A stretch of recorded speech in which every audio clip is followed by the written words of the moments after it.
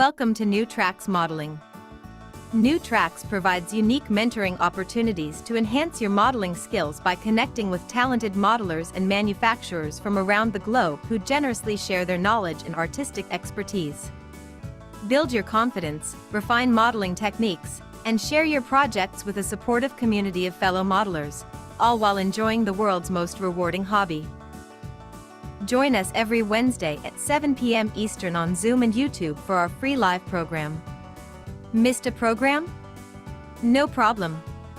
Individual show segments are uploaded to YouTube for convenient on-demand viewing. Be sure to connect with the New Tracks community by joining the New Tracks Facebook page, where you can interact with other modelers and see what they are modeling. Visit our website at www.newtracksmodeling.com, where you'll find information about upcoming events and the latest issue of our magazine, New Tracks Modeler.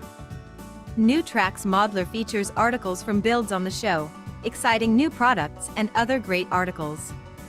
And now, here is the host of New Tracks Modeling, Tom Farrell. Good evening, everyone, and welcome to New Tracks Modeling, the live Zoom and YouTube show that airs every Wednesday at 7 p.m. Eastern. The show is uploaded to YouTube after it ends, and the segments are posted separately if you'd like to review them later at your convenience. Jim Kello, Master Model Railroader and New Tracks mentor, founded New Tracks Modeling approximately 5 years ago. Jim established New Tracks Modeling to create a supportive and educational community where mentors help modelers enhance their modeling skills. New Tracks Modeling extends beyond this live program. We're proud to support an active Facebook group, a dedicated website, and our widely acclaimed New Tracks Modeler digital magazine, which now reaches approximately 10,000 subscribers. This past week, I asked ChatGPT, rate New Tracks Modeler November 2025 digital magazine compared to the latest issues of Model Railroader and Railroad Model Craftsman. If you recall, we did this last month and we came in second place. The answer this month was, the November 2025 issue of New Tracks Modeler earns a 9.5 out of 10, making it the magazine's finest edition to date and one of the standout model railroading publications of the year. Featuring the exceptional work of Pat Rivard, Dennis Brennan, Kevin Maccomer, Len Eberwine, and Tom Farrell, it delivers top-tier craftsmanship, practical instruction, and community-focused storytelling, all in a free, accessible digital format. The latest Railroad Model Craftsman issue scores a solid 8.5 out of 10, maintaining its strong reputation for an in-depth, hands-on modeling and prototype realism format. Model Railroader's November 2025 issue rates an 8 out of 10, polished and visually engaging with a broad appeal and reliable how-to content, but more generalized in scope. Together, these three titles reflect the hobby's diversity, but New Tracks Modeler clearly leads the month for creativity, accessibility, and inspirational quality. Kind of makes it all worthwhile. Stay tuned as we evolve, offering even more in-depth articles, expert tips, and inspiring stories, all designed to support and celebrate the model railroading hobby we share. Also, we're excited to continue expanding the New Tracks Modeling Scholarship Program, an initiative you'll hear more about later in the show. We're also working on updating the Facebook page and our website. It's important to realize that everything we do is entirely free for our participants. Our entire team works as volunteers to support the model railroading community and New Tracks Modeling. So, before we get a full head of steam on this evening's program, we'd like to thank our sponsor, Brennan's Model Railroading. Tonight's New Tracks Modeling Meetup is sponsored by Brennan's Model Railroading. For over 25 years, Brennan's Model Railroading has been offering unique products focused on the O-scale market. Their flagship product, Brennan's Better Ballast, was an instant hit and continues to be the industry leader. The prototypical size and natural color blend of real crushed granite make it the choice for discerning modelers. Since then, Brennan's has developed a complementary line of natural ground cover materials. Brennan's also has craftsman kits that anyone can build. The complete photographically illustrated instructions assume you've never done this before, and explain in step-by-step detail how to create an outstanding model. The Frank Ellison Tribute series of kits are amazing additions to any layout. These kits take Frank Ellison's scratch-built iconic structures to a new level using modern methods and materials with Dennis Brennan's additional details and amazing instructions. See the complete line of products on the Brennan's Model Railroading website. Use the QR code to visit.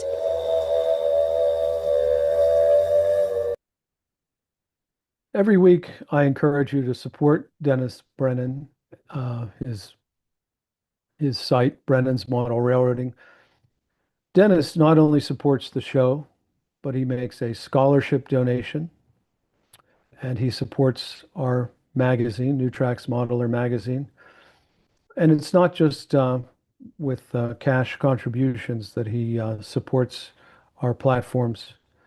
He was featured in a article in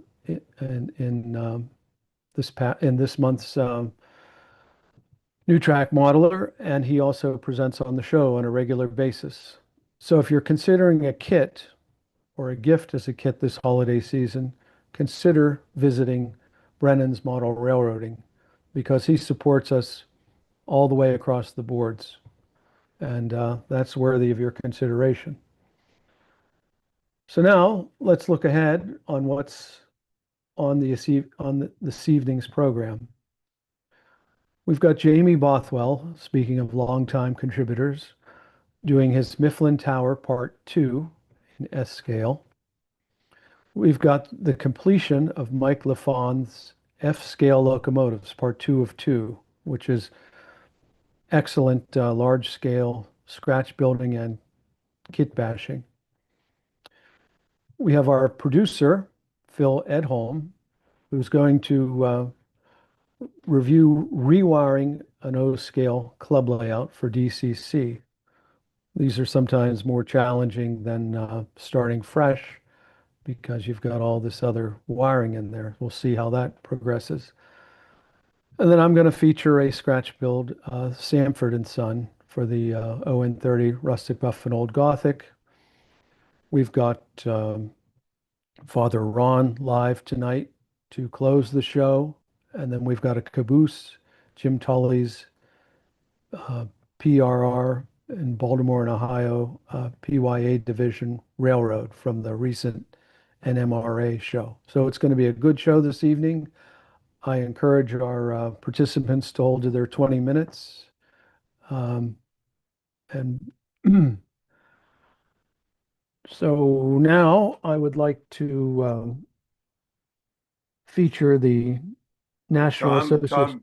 Tom, before we do that, we wanted to talk just a moment about yes, content. Sorry. So wasn't on my thing. oh no, I know it's easy.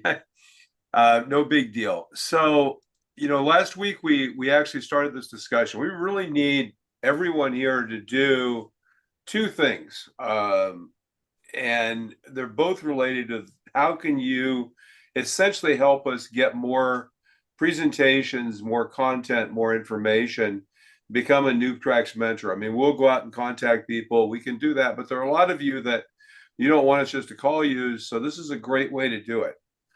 Basically, you can do this one of two ways. You can either shoot the QR code here, or you can take down that blue tinyurl.com. So just tinyurl.com, NTM present.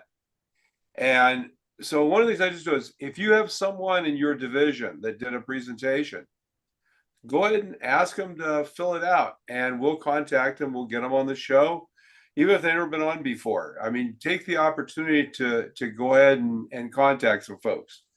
And then as a reminder, we are planning to do 6 weeks on DCC starting 11/12. So if you have an area on DCC you'd like to talk about, I'll talk about some things tonight, talk about what we read at our club.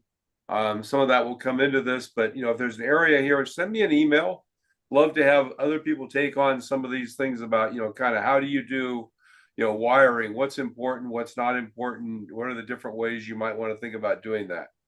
Anyway, thanks, Tom. Back to you. Thank you, Phil. And now I'd like for Jamie Bothwell will be first up. But before we do that, his sponsor is the National Association of S-Gaugers. I'd like to run that video. Are you looking for something a little different in your model railroading?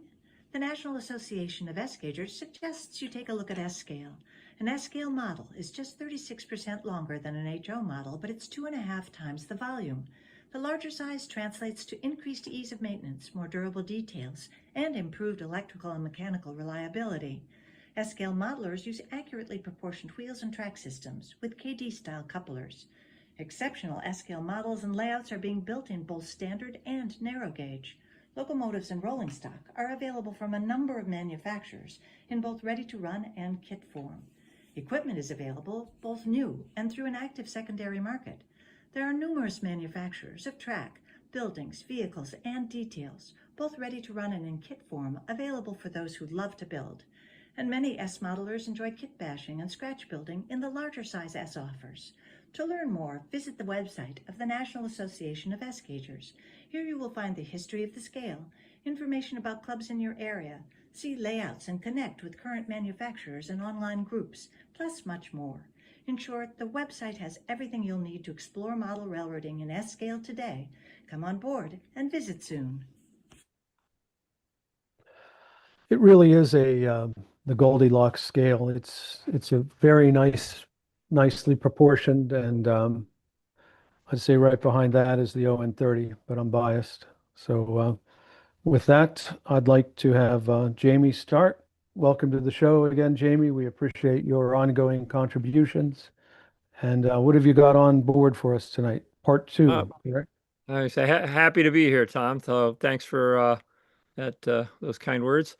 Let's see. Let's jump right into it here. I'm going to share my screen. We're going to do Mifflin Tower Part 2. Let's see. Is that going to load up? There we go. Okay, and let's see, slideshow, where's the view slideshow? There we go. All right, let me just put you guys away so I can see what I'm doing here. All right, so today we're going to do, I got to do this guy again, okay. Today we're going to do Mifflin Tower Part 2. But before we get to that, here's a little surprise for you. The Newfoundland Railway was a 42-inch gauge railway across Newfoundland. Here's a map, thanks to Kalmbach Publishing. I stole this from the internet.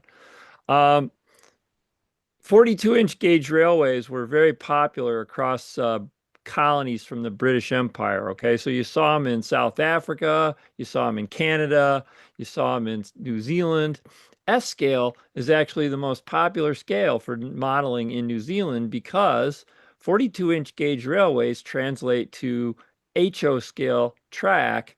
So if you model a 42-inch gauge railway, you can do that in S scale, but use all the HO drives and trucks and track and whatever you like. So it's a very popular scale in New Zealand, as I said, because their railroads are all 42-inch gauge, and so they model S scale using HO components. For the track and trucks and whatnot. And I mean, who could not like this locomotive? Now, isn't that a cool looking locomotive? Gotta like that one. They tell me it's a Pacific, but I sure can't see that second front wheel in there. I'll have to check the number someday and see. Maybe it's just a Prairie. But anyway, I've always had something of an interest in the Newfoundland Railway, again, because of that S-scale 42-inch connection. I would really like the Prince Edward Island Railway. I don't know why, it's something about Prince Edward Island I like. I've never really been there. It's on my bucket list, but there was also one right out of Toronto that they ended up standard gauging it, and the CN took it over. Unfortunately, their locomotives this was back in like the 1870s or whatever, and their locomotives were a little strange looking, something out of England. So no real interest in modeling those. But I bumped into this guy on the internet, wood sheath S-scale boxcar. You can see offers in an HO and S. It's a Newfoundland Railway boxcar. And again, it says Canadian National in the picture because, of course, at some point, the Canadian National took over the Newfoundland Railway and ran it from, I forget when, until 1980 something. Well, Canadian National abandoned it at some point, and then a new Terra Transport or somewhat such took it over until the 1980s or some such. Anyway, so I saw this, and I saw that you could pay in PayPal, and I had a couple of dollars sitting in my PayPal account doing nothing. So I thought, I'm going to order me one of those boxcars. So I did, and here it is. Okay. So this is basically everything I got. There's also a brake wheel. It's two pieces. You can see the body and the underframe there. And the underframe, of course, is a separate piece, but I have a picture of it showing the underframe. Reasonably sparse underframe, but again, ripe for detailing. You could order it with the grab irons already printed on, or you could order it that you could bend your own wire. And I thought my own wire would be a better choice, so that's what I did. So now I have to drill 8,000 holes in it and stick my own grab irons and ladder rungs onto it to finish it off, and then give it a spray paint and some decals and see what's up with it. So, or I guess I should say decals because it's Canadian, right? But anyway, so that was just sort of a fun little purchase I made not too long ago. And of course, I was telling some of my friends about this, and they're like, "Oh, what are you going to do for motive power? Are you going to build a layout? Are you going to do this?" I'm like, "I bought a box car. It's just a box car. I wanted to see it." So anyway, don't know if it'll go any farther than this, but I'll keep you posted on this project. So we'll see where we get to on that one. Okay, so back to Mifflin Tower. Okay, I was trying to cut the bay window. And so what you're looking at here is the front, the triangular piece that sits on the front of the bay window, and then the two side pieces that would connect the bay window roof to the main roof. And you can see that I cut the bay window roof a little bit long. So I came up with this genius idea. If I put the two side pieces over, I could use them sort of like a straight edge and then mark the bottom of them to tell me where to cut that off. So that was my plan. But then in looking at pictures of the actual building, I decided that maybe the roof, the triangle piece on the bay window should go all the way up to the top of the roof. And then that peak of the two side pieces should just be parallel to the ground. So I basically this was my plan, but I basically scrapped it to make a whole new front piece. So I jimmied up the front piece. I cut some new side pieces, and currently they're all taped together, waiting for some glue, some other final measurements, and some glue. So that's where the roof stands at this point. I was hoping I was going to show you a finished product tonight, but it's just not happening. I got too much other stuff going on. So anyway, one of the other holdups was paint. You can see I've tried several shades of paint. These are 7 bottles of tan paint that I've obtained. I buy most of this stuff at Michael's, so I've acquired several. It's scary when you think about this stuff. I mean, some of this stuff is like 79 cents a bottle, and I've got a couple $100 worth of crap paint bottles. The better stuff is up around $4 these days, I think. And that folk art one, you see it, that's I think that's yellow ochre. Anyway, there's you can see the one is Michael's brand, I think. Oh no, it says Nicole's. All right. So anyway, I got a number of folk art ones. I did some consulting on the I consulted some experts on what color this building should actually be. All these colors I painted with, I look at them and the pictures, they look like it needed a little yellow. And I was like, no, it's just not quite right. I like this color, but then I look at the pictures and I'm like, no, it's not quite right. So, in case you're curious, that one up in the upper one with the red label in the upper corner is Suede from Craftsmart. And again, that's like a 79 center from Michael's. And that was, I believe, the closest color to what I ended up with. But I'll tell you what I ended up with, and here's a little tip for you. Okay. I went online. There's a group online that's it's called PRR Pro. So they build Pennsylvania Railroad models, and every 6 months they start a new one. So one project was a tower. I was a little behind. As usual, I'm a little behind. So I'm building my tower now. But they were talking about paint, of course. If you want to start a fight with Pensy people, start talking about what color something should be. And here are some recommended. You could talk about Brunswick green or dark green locomotive enamel. You could talk about Tuscan red, or you could talk about the building paint, the color of building paint. So any of those could land you in a fix if you run up against the wrong folk there, because people are passionate about their choices. So anyway, he recommended, or it was recommended in someone's advice, that you should go to if you went to Sherwin-Williams and had them match up a paint for you, there was a certain color that they had that matched. And I honestly forget the name of the color, but what you can do, here's your tip. You can go to Lowe's. I guess you can go to Home Depot too, but I go to Lowe's because it's a mile from my house. And you can say to them, let's see if that, yeah, there it was. No, satin. Oh, there it is. Something about khaki, Carrollton khaki, you can see up there. So that the color that I was recommended was Carrollton khaki. And so you go there and you say, I would like a sample bottle of Carrollton khaki. And it costs about $6. And that's like a lifetime supply. You know, the jar is, it's, I don't know, it'll say on there somewhere, it's 7.5 fluid ounces of paint. So, in terms of model paint, that's a bargain, because you're getting 7 ounces of paint for $6. Usually you get like maybe an ounce for $6. So it's almost a lifetime supply depending on the size of your layout. But anyway, so I had Lowe's mix me up this sample jar. Now the only problem with this is that you can only get it in satin finish. So you can't get a flat finish. But if you're painting buildings, or anything wood, really, if you're painting a wood car, I just dipped my brush in the thing and painted the building right then and there. I didn't bother to thin it or do anything. I just dipped in and painted away, and it came out. Again, I'm still thinking it looks like it needs some yellow, but it's very interesting to me. It looks a lot better when you put the darker paint up to it. Okay, so these are the original first floor windows. So again, in looking at the painting, the pictures online again, what I determined is that, this would be like a 1/1 double hung window. And what they really should be is 2/2 double hung windows. So I basically took all these and threw them in a bag and said, well, maybe some other project will need these windows, but the one I'm working on right now needs windows that look more like this. So again, each first floor window has two parts. So the upper sash, and then you glue the upper sash onto that big square there, and then you've got a 2/2. It's the same thing I do for the upper windows too. It's just a different pane arrangement for those. Okay, so there's what they look like when you put them together, right? So you can kind of almost see that it's a double hung window. It's a little bit of a, part. Every once in a while, I think to myself, well, what I ought to do is just cut them straight and leave them alone, right?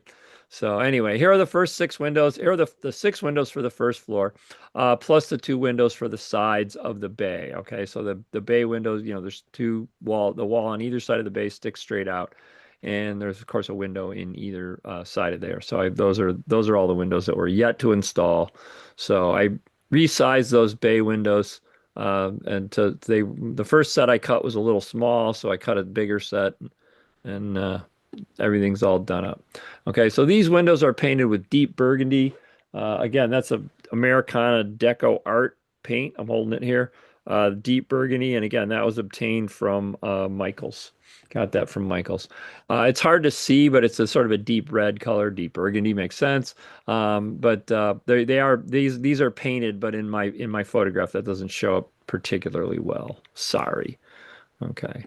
All right, and then there's what the current state of the model is. And again, if you look at that, somehow with that darker paint on there, and the darker paint, I believe, is chocolate, or it might be some kind of deep brown.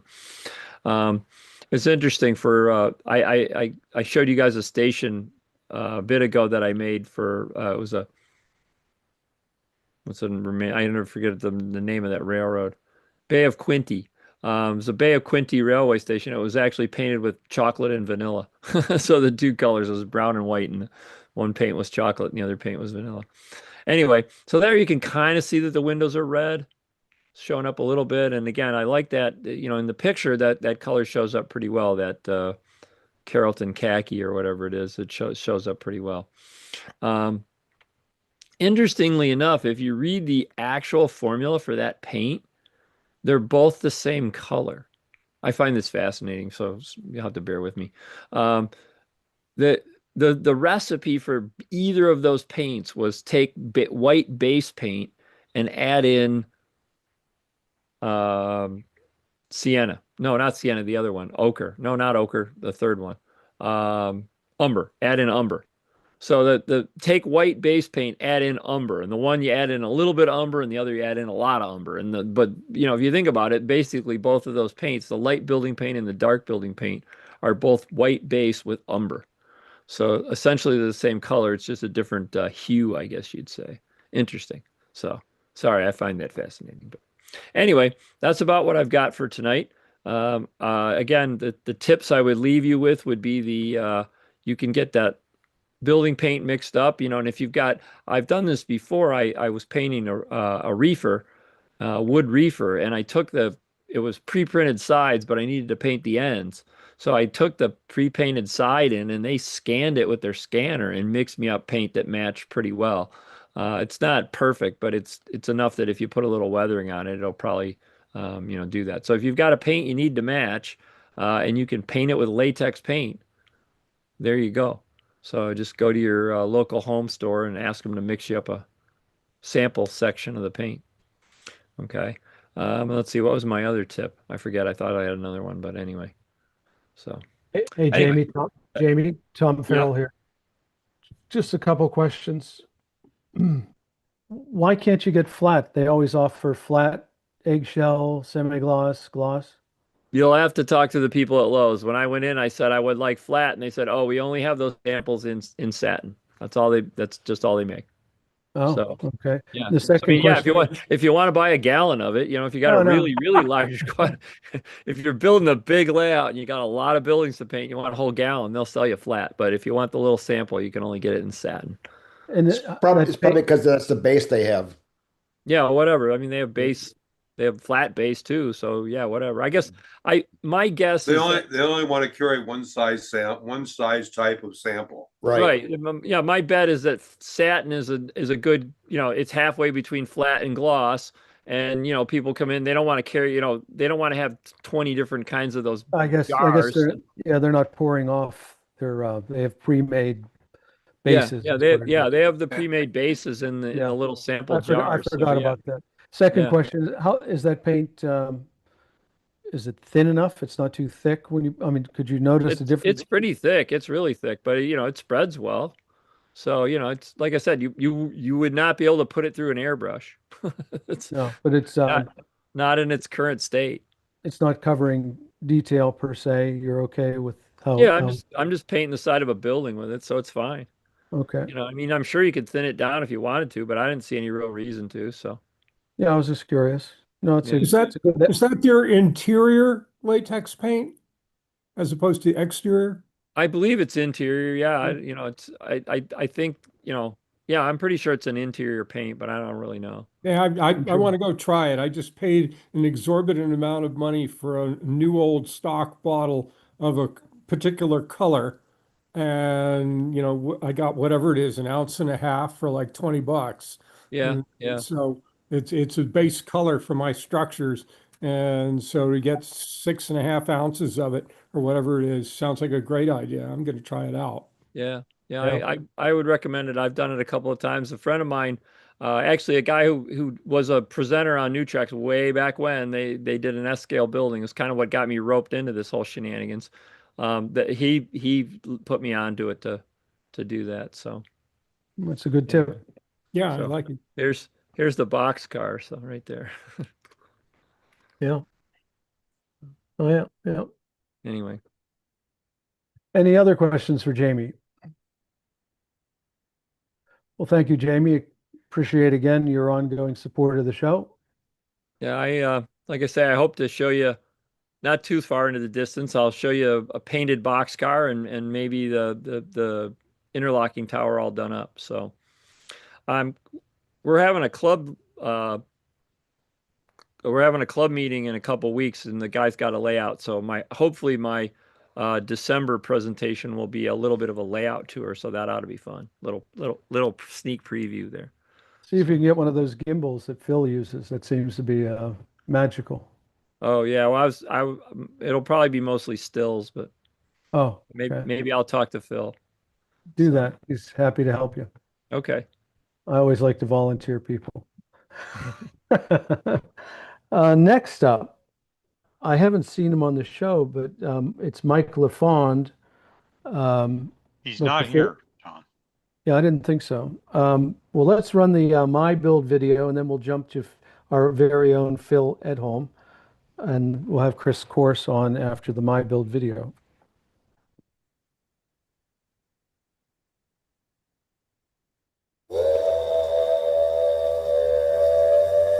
Don't miss the monthly New Tracks Modeling My Build event.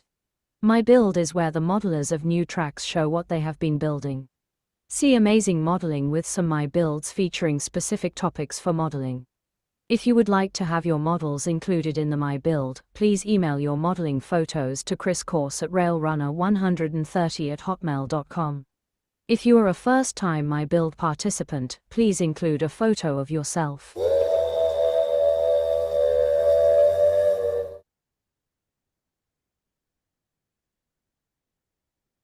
Doesn't look like Chris Course to me. It looks like Jamie.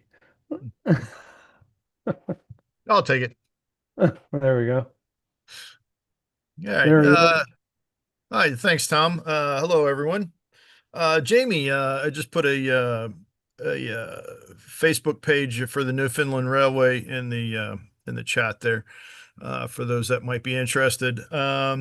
Actually, I've been up there a number of times. St. John's is one of my favorite cities, and it's kind of an oxymoron, but I hate cities, but I like St. John's. But in fact, there's a railway museum there that I've tried to go to several times, but it's always closed.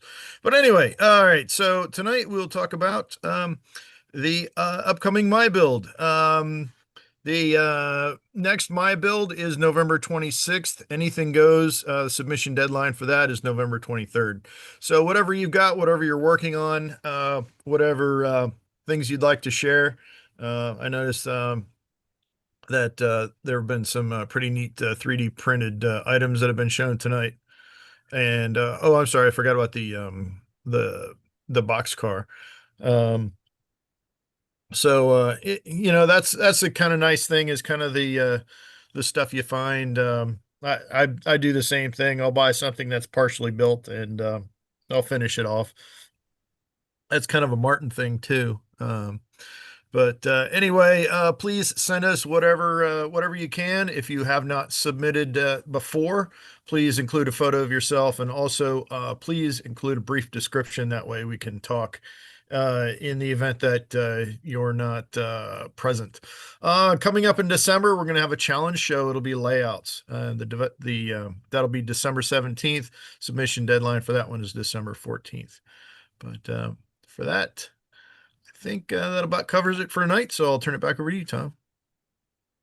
For the upcoming My Build, I would, and I'm sure Chris embraces this, we really want to see a strong showing. We'd like to see a full show of My Build.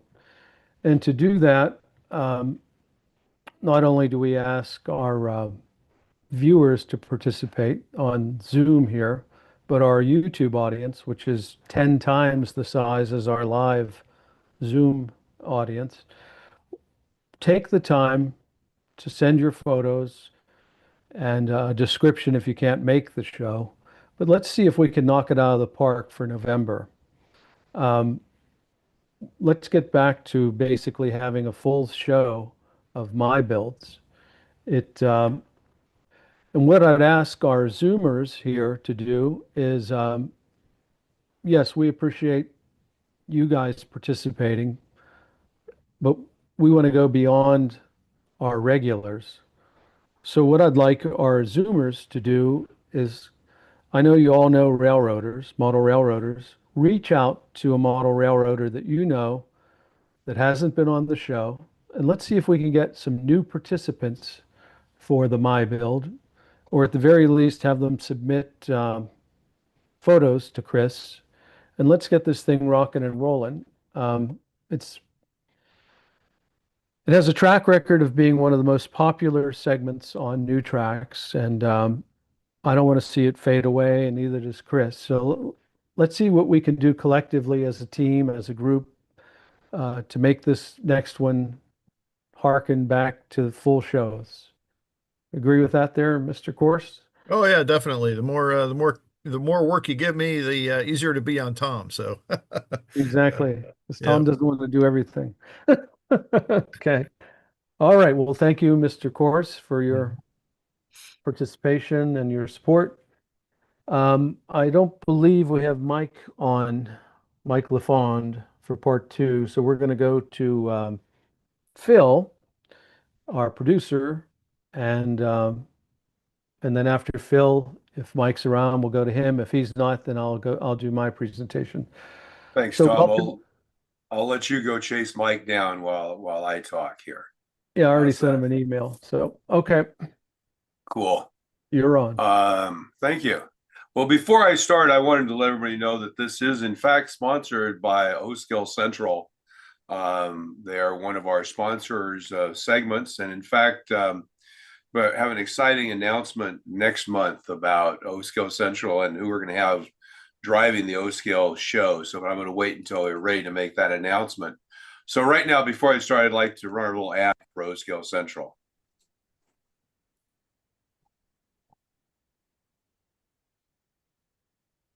Aha. Well, maybe we won't, since it decided it didn't want to work. So we will skip that.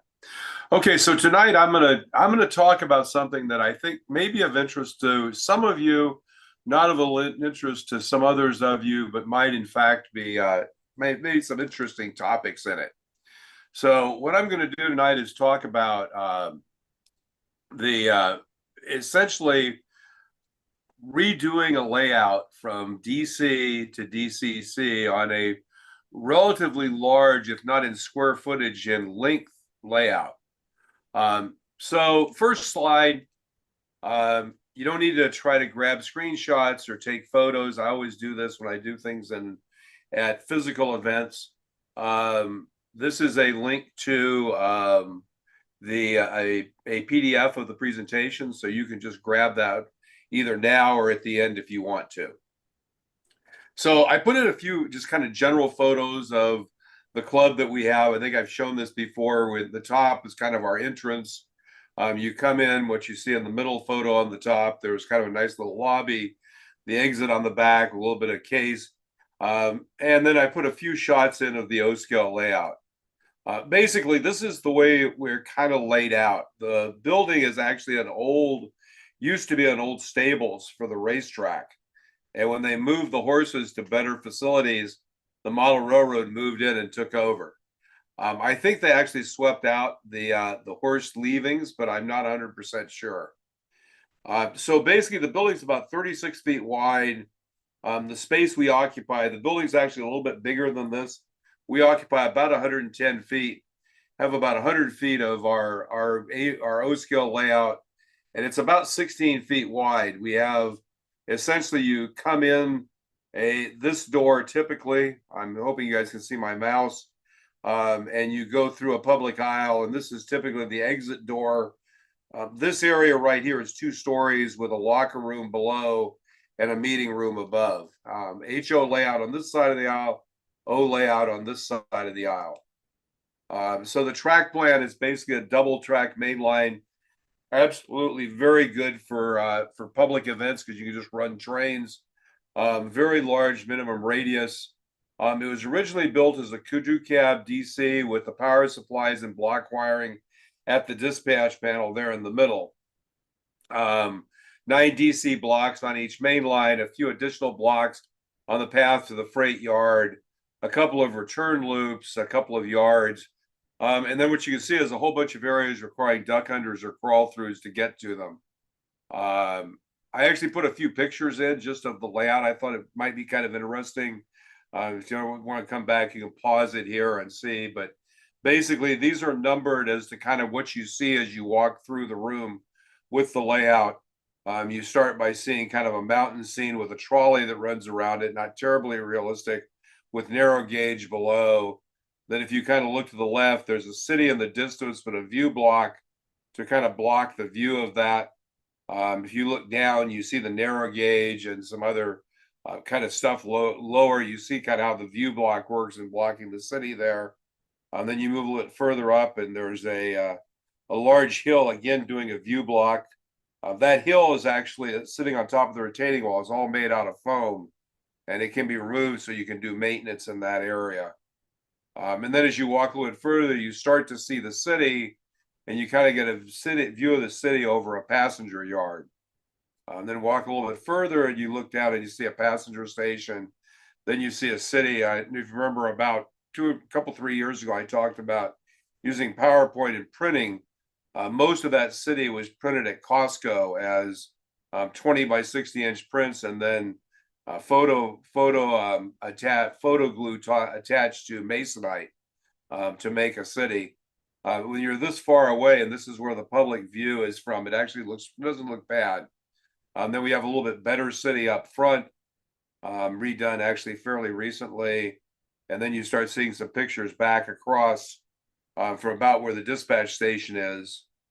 And then you move forward to the next one, just kind of some more pictures along the aisle of the yards. We have an industrial area. We actually have a fairly large fruit. You see in picture one there over to the right, there's a fairly large icing platform. And then we've got some hills at the end that separate off a narrow gauge area right around the end of the wall. And this picture 4 there shows the narrow gauge area that's between the O-scale layout and the O-scale trackage, standard gauge track, which is kind of see to the upper right there. There's a little crawl through to get to it, and then there's an area between there and the wall, the glass wall. There's a glass wall with the public all the way along. And then you see 5, there's just a picture back across the layout. You kind of get an idea of kind of the size. And then I threw in 6 as just, again, the picture from where you come in. So that bridge, by the way, that you see there, actually built that by rebuilding it to be a lift bridge. So the DC original plan, about 2005, the club added DCC. They added 2 NCE boosters to each of the 2 cabs, with a simple double pull, double throw switch for each. Turns out that's a really bad idea. If you have a DC layout and you're looking at adding DCC to it, adding DCC on one side only, or doing it like they did, is bad, because if you have both turned on and somebody is running their DCC loco and they run into DC, it tends to fry the decoder virtually instantly. So it turned out people just weren't running DCC very much. So we made the decision, first off, to change to a single 4-pole switch. So everything was either all DC or all DCC. But as we used the DCC more, that caused us to start using DCC more. We're an O-scale club. Because we've got a glass wall across the front with the public, sound is not as big a deal as you think, because it really gets diffused.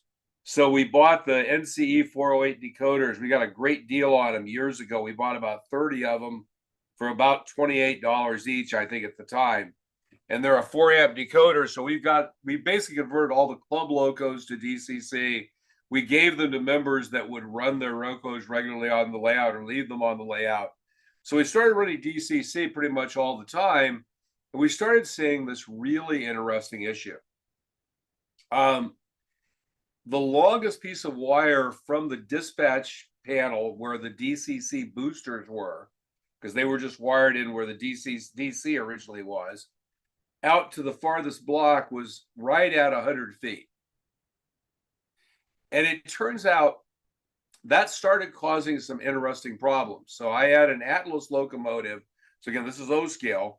Had an Atlas locomotive with the Atlas decoders in it, the factory decoders. I don't remember which brand it was.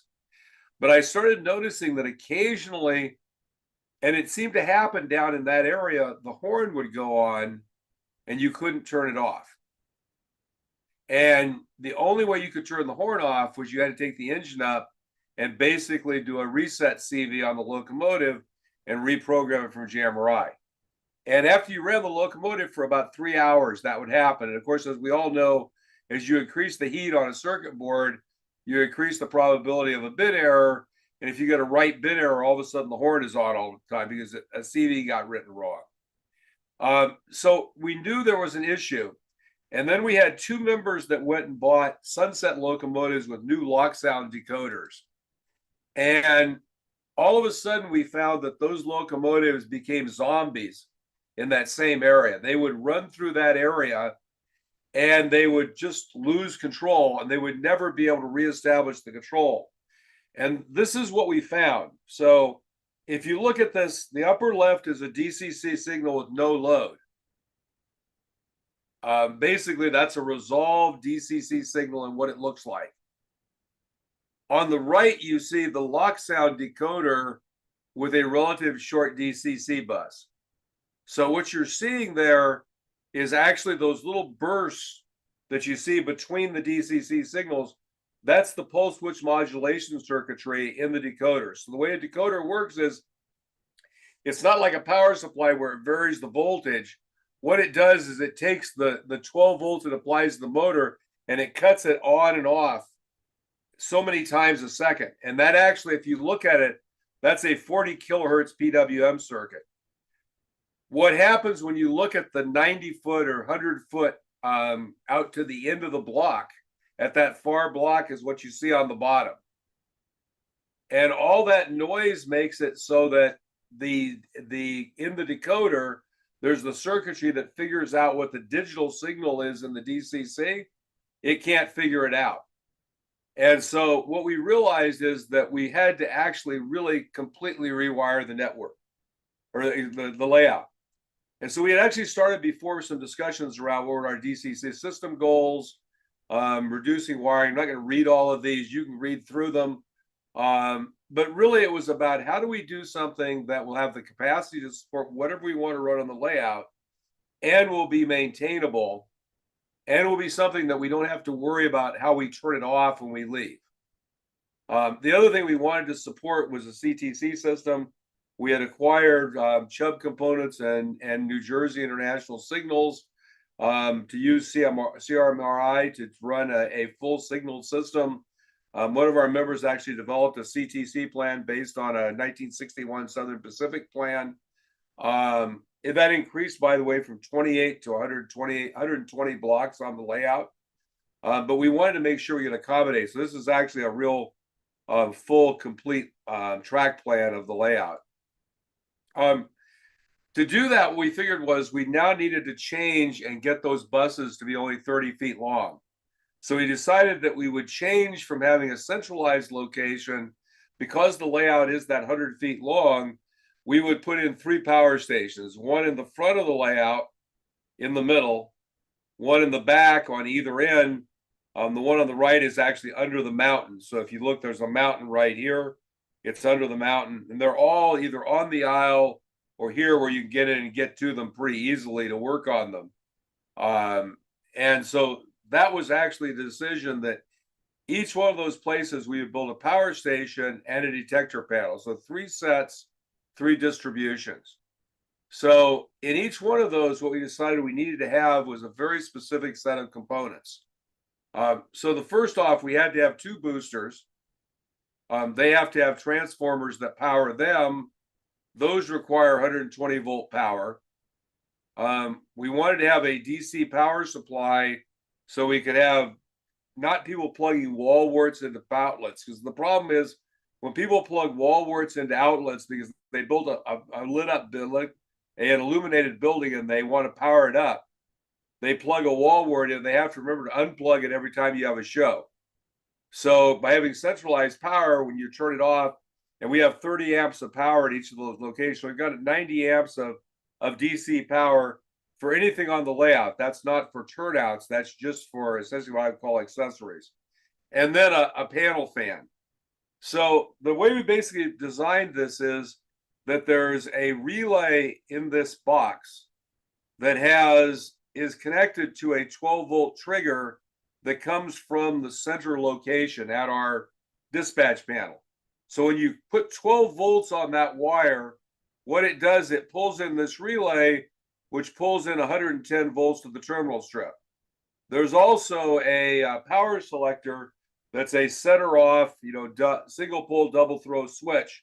So what you can do is you can switch that switch to either have power on locally or be on the normal position where it's turned on by 12 volt power, or you can switch it off altogether if you're doing service.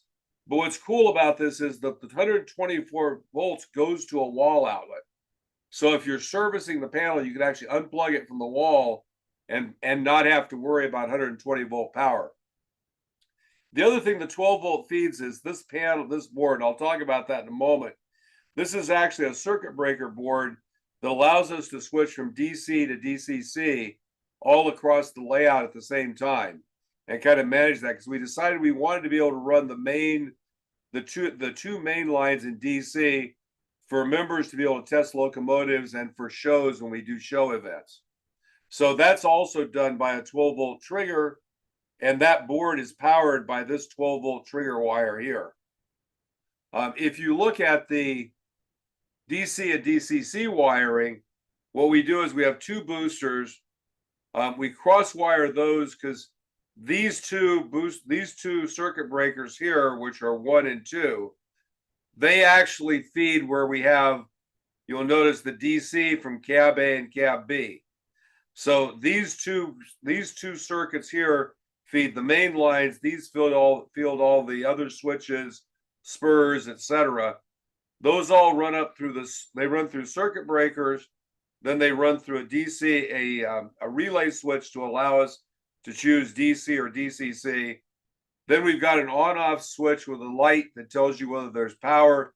That's really good for troubleshooting. If you got a short, you can turn that switch off, see if the short disconnects, which tells you the short is not in the wiring of the panel, but is out in the field. And then these are those kind of latch connectors, and these were a 2 to 4, and that works really good because now you can do all your distribution wiring from right here. So to do this, the other thing we did is we wired it so that at the center panel, you've got two, essentially they're just toggle switches. And what happens is you come in and turn on one of those toggle switches, and what it basically does is turns on all the power stations. Then if you turn this other toggle switch, it'll automatically switch those main lines over to DC, from DCC over to DC. Normal operation is DCC. So all we really did was just ran wires to those locations for those trigger wires, the NC booster common, and then of course you have to run the NCE command bus, which, because the way it has to serialize, runs all the way over here and then runs back. The other things we kind of centralize them here and spur them off because they don't have to be linear. So we had to build 3 panels, and these are kind of examples of what I call kind of the traditional way we build things in model railroading. On the upper left, you see someone did a really nice job of dressing their wiring. Something not quite as neat on the bottom left. The one on the right is actually that Blissfield Model Railroad Club down in southern Michigan. This is where they have their power systems, and you can see they're all in kind of a big cabinet built out of wood. What I realized as I was doing this is when I was a kid in college, I actually built a Dynaco Pat 4 preamp and a what's called a stereo 80 amplifier. And the thing that always impressed me about this stuff is when you look at them from the outside, they look really clean, but inside there's a lot of wiring. So basically we decided to build our power systems the same way. So these are our 3 power systems we've installed. The one on the left is the largest. That one actually includes the command station. So it's built out of 1/2-inch plywood. This is basically built as a cabinet that is sealed. I put this piece on over here. I had a picture of it. This is actually what goes on the back, is a piece of masonite and screws on and closes it and says do not remove because it's got active 120 volt in it, just like the warning on your toaster about not unscrewing your toaster. And then you see right below that is the detector panel. Kind of to the right there, you can see the same panel, but you'll notice that there's no wiring on it. It's a really clean kind of look. Over here is PS2. This is actually under a mountain, and then this is the one in the back on the left side, PS3, where you put the detectors in the front panel to save space and also to make them more visible. So this is kind of what they look like building the boxes. All the little carriers for the circuit breakers, the relay switches, those are all 3D printed. And you notice there are little carriers down here for the circuit breaker boxes. So if anybody's interested in any of those, I have all of those. You can have the STLs. Also did 3D printing to print all the guides for all the wiring and the detector panels. There's a lot of wiring that goes into these when you wire these detector panels. So I put this in here. I thought this would be of interest, not so much to talk through in detail, but you can look at it later. Basically, this is what's in one of those panels. So when you look at it from the front, you have some wire down on the bottom, including 110. These are actually designed to have a plexiglass piece across the bottom and the front. And then there's a cooling fan, you'll notice at the right. This panel, which is the panel 1, actually will handle 4 of the NCE boxes and has some space for a GMRI Pi. We have a Raspberry Pi running GMRI. We need in here our command station, and then there's a booster for an industrial area in here. But you kind of see the design of it. So from the front panel, you see the components, you can see the lights. It's easy to do testing either with a ramp meter or the voltmeter right from the front panel. But then when you look at it from the back side, the wiring is really easy because you don't have to try to do the grooming the same way you do when you're trying to do everything in a single plane. So you can just kind of see the flow of the wires here as they flow up from the bottom where they come from the boosters. They come into these splitters. Then they go up into the circuit breakers here. You see the bottom of the circuit breakers.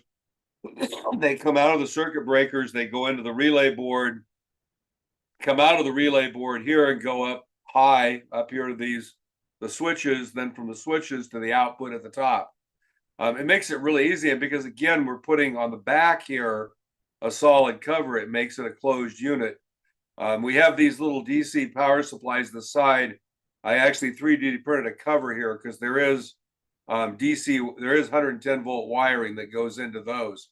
But everything here turns off the relay right there when you run the relay on it. So these were the other two. I just put them in here so you kind of could see it. From a detector perspective, what I realized was trying to do 120 blocks was going to be a killer. If you look at this diagram right in the middle, you'll notice all those little short blocks that are in green. That was actually the track that runs through the yard. And I actually broke it up to do the signaling because we actually were thinking about that being an area we would signal. And it went from being 3 blocks to how many ever blocks you can see there. And what I realized was generating 120 blocks was going to take a long time. So we basically wired the layout up with the existing blocks.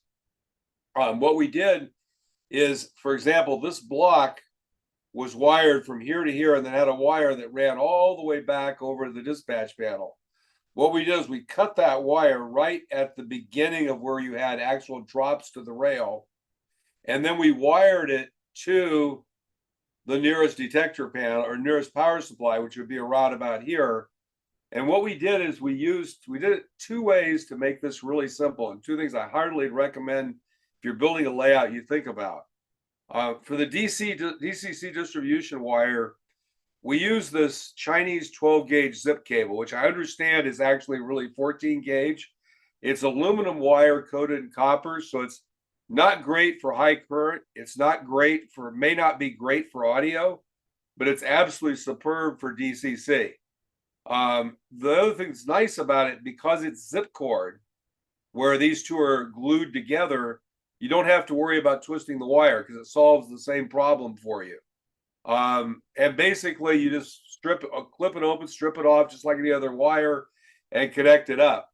The neat thing about this is that this $250 foot spool is less than $60 on Amazon. So it becomes pretty inexpensive to run your wires when you do some more kind of star wiring.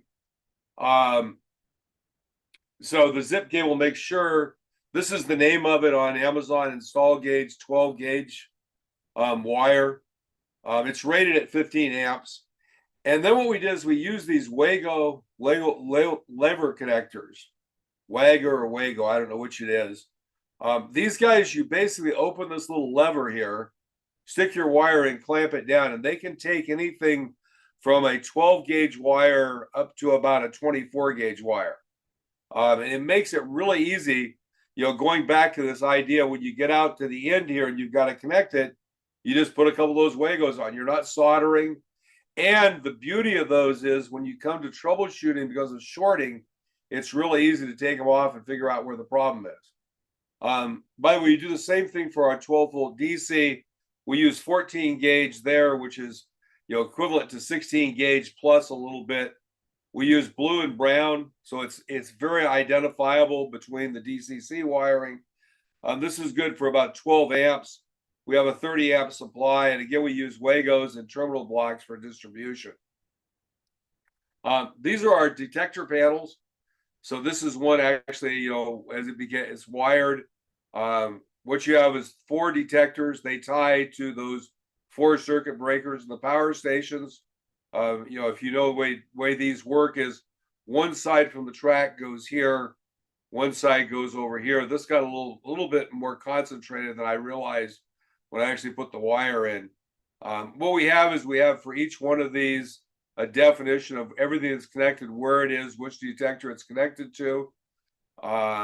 Same thing for these. And this makes troubleshooting really pretty easy the way this works. So, if you have a short out on the layout, the first thing that happens is you'll see it right here. So you notice one of these circuit breakers doesn't look like the others. So you'll notice that there's a short on the 3rd circuit breaker.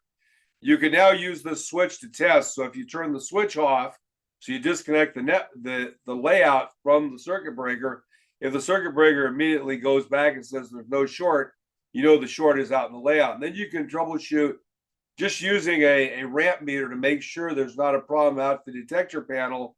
On all our detector panels, we have a test point. So you can test from here to the test point and see if you have power. And then you know that the problem is going to be from here out to wherever the rails are. So then the way you do it is you start and just take the detectors out one by one until the short goes away. And now you know exactly which block the problem is in. So it actually turns out building it out this way makes it really easy to do troubleshooting, etc. So anyway, one of the things we did, and I put this in here, I can throw it in the chat if you'd like. We actually created a manual of operations, about 28 pages. Basically, most of what I've talked about here is covered in this in a physical document. Talks about how we build things, how to do troubleshooting, etc. So that's all, folks. Again, if you want to, there's a PDF of this, so I'll answer any questions and go from there. Phil, I got a couple questions for you. Sure. Why again wouldn't you just use a double pull, double throw switch to switch from DCC to DC? What was the reason? So the problem is if you've got a 2 cab system. Yeah. And you 2 put cab. Yeah. 2 cabs, an A and a B cab. And if you All put right. let's say this is DC. a common person. I wired my layout in 1990 for DC. And I've been a DC guy. I decide I want to have a sound locomotive, so I want to run DCC on my layout.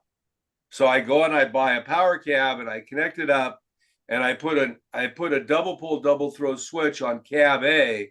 So cab A can either be connected to DC or it can be connected to DCC. So I connect cab A to DCC, and I set my switches up so I can run that engine in a circle. Meanwhile, I have cab B connected to other blocks, and I'm running other locomotives on another locomotive on DCC on cab B. I accidentally throw a switch, so the locomotive on cab A, which is on DCC, runs through a turnout into DC, and you immediately fry the decoder. Oh. So that's why going to a single switch that switches both cab A and cab B to either DC or DCC makes it a lot safer. So you just briefly, my layout. Yep. If I wanted to run DC locomotives, I don't have and I just wanted to run a single cab. If I just wanted to switch it from DCC, I could use a toggle switch. Yeah, you could use a toggle switch. Well, Exactly. here's my next question then. Because it's really going from a DCC to adding DC versus a 2-can Yeah, DC I get to I get it. DCC. Now here's another question. If I have frog juicers on my DCC layout and I throw that switch to DC, what happens there? I doubt you damage them, but they probably don't work. Well, I know they won't work. I wonder don't if you know could, whether you'll damage them or not. maybe that's where your relays could turn off Yeah. the frog Well, juicer. and this layout, I'll probably do something on turnouts because we're migrating the turnouts from, traditional double pole, double throw switches, which you saw in the panels there, to a push button system. And we're doing that with switch-its and switch-8s from NCE.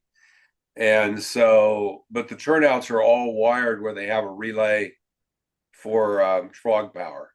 I think it would probably be safe to turn off, make them dead, the frog juicers, just so you don't screw them up. Yeah, I don't know. And here's another question. That relay board, where'd you come up with that? It was from Amazon. Oh, It's from Amazon. That's the same. The Amazon, they have those, they're 8 ports and they're about $30. The nice thing is they're all kind of congealed. You can actually buy the same relay circuit on a single board for about $1.20 each. So when I did I think I showed you that some of the things I did for turnout control. I mean, I think I showed you that on the control panel thing I did. I may have done that. They're basically they're the same thing. It's a single pole. It's a single pole double throw little package circuit board mount turnout or relay mounted where it's got a DC detector. So it's very low impedance. It doesn't draw a lot of current on what feeds it. So just getting back, if I wanted to put in that double pull, double throw switch from DCC to DC, would I put it post the circuit break? The circuit breakers won't make any difference. I could run No, the circuit, you have to do it. No, the circuit breakers don't understand DC. So you have to do it post the circuit breakers. Okay, that's good. Yeah. Okay. Yeah. All right. Well, that was a good education for me. I'm sorry to capitalize the questions. Does anybody else have questions for Phil? Yeah, Phil, Greg, have you had any problems with any of the Wago connectors? Have not. But I asked because I've used a fair number of them, but we had one we were using to power a layout last week at Timonium, and unusually we found that if we set anything on top of that wiring, all of a sudden it didn't work, and I had to redo the connector. And it was the first time I ran into a problem with one, but I was just wondering if you have. Yeah, I haven't really had any real big issues. I mean, you got to cut the wires the right length. Yeah. And especially some of those some of the zip cords, that red and black, they have a really thick insulation on them, and you have to cut it long enough. I mean, sometimes you have to cut it so the insulation actually is outside the connector. Yeah, you need to get the wire underneath the little clamp. Yeah, to make sure the physical wire goes far enough in to hit the clamp. Exactly. Yeah, well, this wiring was being clamped, so we just threw out that connector and used another one. Yeah. I'm sure, the problem is if you use, we haven't had one fail per se, but Okay. if you think about 1 in 1,000 failures, that's probably within the acceptable bell curve on your quality control. 1 in Well, 1,000. I only bought a package of 64, so that's 1 in 64. 64, that's bad, but we haven't had one, so All right, thank you. Thank you. Yes, sir. Do you find that the twisted copper wiring is better than the solid copper? The nice thing about the twisted, there's 2 things about twisted that are nice. It solders better when you're connectorizing it for soldering connections. I think it's equal in crimp, maybe a little better in crimp. I just like the fact that it's a lot easier to run.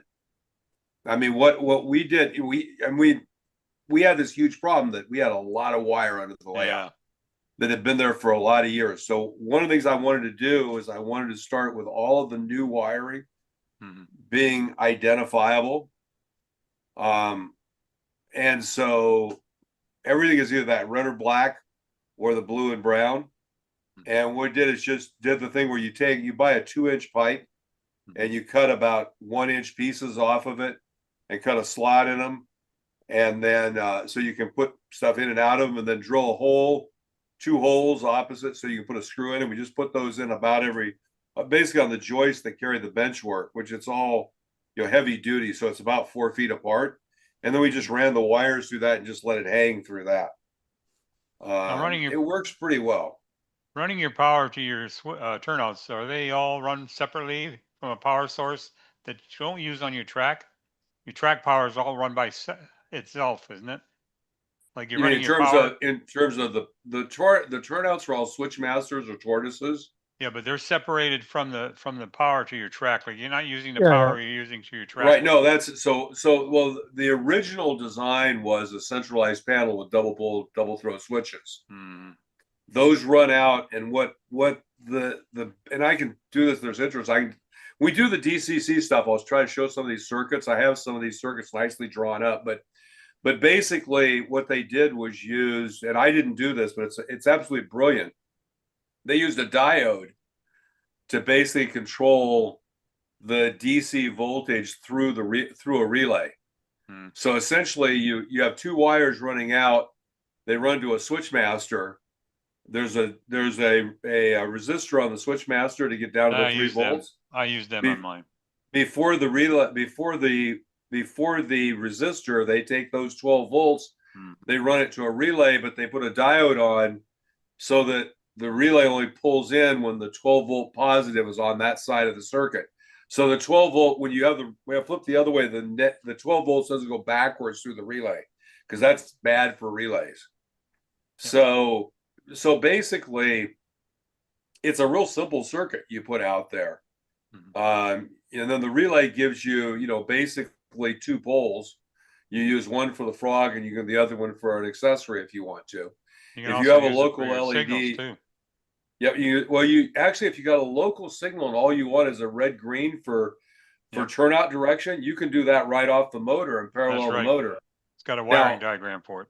Now that's the problem that I'm talking about. We do the turnouts is on the layout in our club. They did typically a set of LEDs that were wired in parallel, and then they've got another set of LEDs wired in parallel and the switch motor.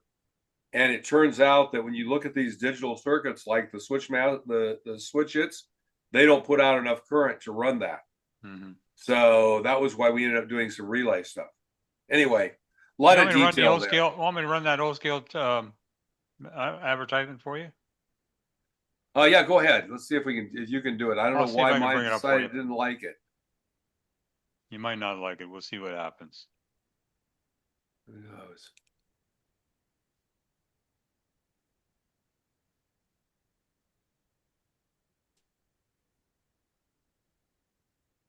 No, it won't work still. You overrode me. Okay, well, let's move on here then. Is there any other? Mike LaFond's here. Any other? Oh, he is. Good. Any other questions for Phil? Thanks, Phil. Thanks, Joe. So I have a comment. New technology. The Blue Namis will run on DC or DCC current. Yep. Or batteries. Yeah. But I was just saying that, with that, you kind of eliminate some problems if you go to the Blue Namis. Yeah, absolutely. Batteries is a great way to go, because then you don't have to worry about any wiring. Yeah, the only reason I would consider the ability to run DC on my DCC layout is this. I have about 20 DC locomotives that are sitting in a drawer that I could either dead rail or put in encoders or put in a toggle switch and run them on the layout, was my theory. So we'll see. Yeah, but you're right about the Blue Nami. It has a lot of advantage. There are a lot of advantages there. Anyway, we'll throw it back to you, Tom. Okay, well, I understand we've got Mike LaFond on now. Somebody told me. A little Yeah. mouse from Canada. Be nice now. A big mouse. In fact, you see how you have your first name spelled, Pat? Yeah. Okay, so let's have Mike LaFond, if we could spot him. Okay. Yep. Sorry, I had my local club meeting is at 7 o'clock to 8 o'clock on Wednesday, so a Oh, little that's bit of right. conflict. I think you did remind me of that, so I'll take the fall on the sword for that one. So we have part two of your large scale, F scale. There's a combination of scratch building and kit bashing. We want to finish the program up. I think we figured out where we stopped. Phil's going to start your program with a entry slide, and then we'll jump right in where we believe you left off. How's that? Okay. Phil, you're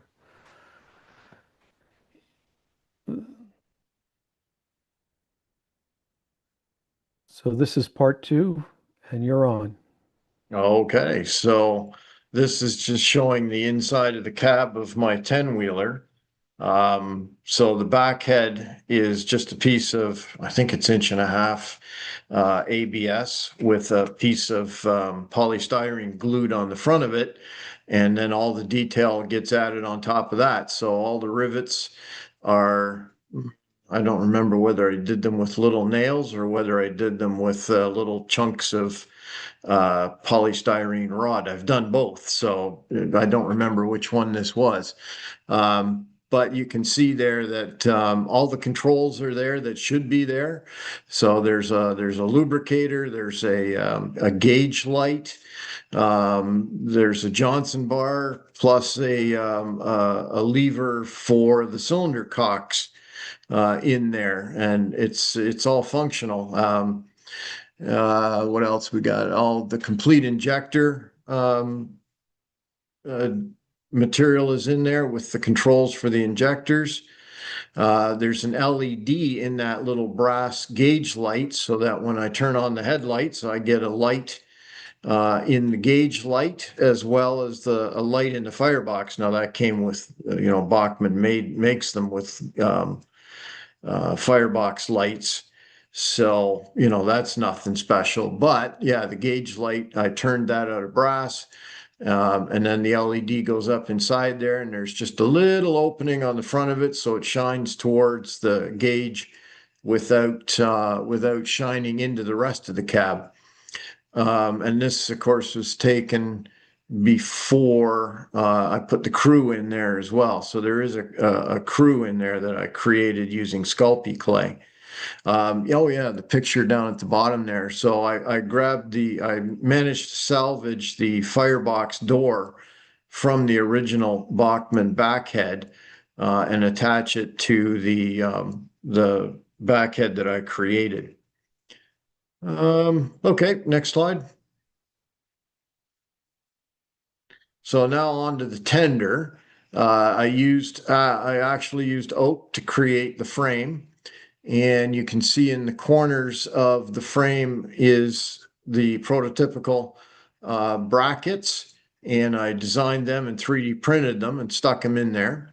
And for the floor, it's just 16th inch plywood that I hand scribed the board widths into, just, using like a miniature screwdriver and just scratch, sit in front of the TV watching something and just chew away at making the boards in it. The bottom picture shows the complete brake rigging before I finished painting it, so it kind of shows up a little bit better. As well as, does it show all the water plumbing? No, that's all mostly just brake. That's the brake detail underneath. So there's a single cylinder with an airline that comes from the other side of the tender. There's a big tank on the back side of the tender, which I think we'll see at the end of the presentation. And it's all basically welding rod that was bent to shape and held in with either epoxy or bits of polystyrene that were then glued into place. and eventually the whole thing was painted black. Okay, next slide. And building the tender. So to build the tender, the top right picture there shows that what I did was used a tender shell from an old Bachmann big hauler. But as you can see from inside it, with all the white scabbing on it, I had to cut it to make it shorter because it was too long. I had to cut it to widen it because it was too narrow. And then the chunks in the corners were there so that I could file the corners significantly larger than they were on the original big hauler. So, largely there was a lot of rework there to get that to be the right shape. And then it was just basically a placeholder. And in the middle picture here, where you can see my hand, I'm holding, I think it's about a 3 or 4 inch finishing nail that I've rounded off the tip of. And as you can see from the picture, I had already pre-laid out where all the rivets were going to go. And then I just went along with this nail and just forced it into the polystyrene, following my layout, so that I got the rivets. And then that wrapper was put around the shell that I had made from the old big hauler. So the big hauler, of course, was just, like I say, it was just stripped down and used as a former, basically. And then like I said, I glued all the styrene sheets onto the outside of that former to create the proper shape for the tender. Next slide. And this is showing, the top picture here is showing the installation of the dead rail system. The battery's not in there yet. It would sit in between the speaker and the Tsunami 4400 there. And it's got an onboard charging system so that there's no like a pigtail hanging out of anywhere, and I don't have to take the battery out. In one of the toolboxes on top of the tender, I can lift the lid off, and in there is a little connector that I can then plug into my charger, and everything goes away nice and neat. You can also see the big air tank on the back of the tender there that fits between the tender tank and the floor on the tender. The decals, I created all of them myself using draft site. The only thing that I didn't create was the lettering. And I thank David Fletcher for that. He's a fellow in Australia who is huge into early Baldwin paint schemes. And he created that lettering for me. But the rest of the striping, I created myself, like I say, using draft site, and then had it printed onto water slide decals and assembled it onto the locomotive. Next slide. And there is the finished locomotive sitting out on my garden railway. Next slide, I'll show the other side of it.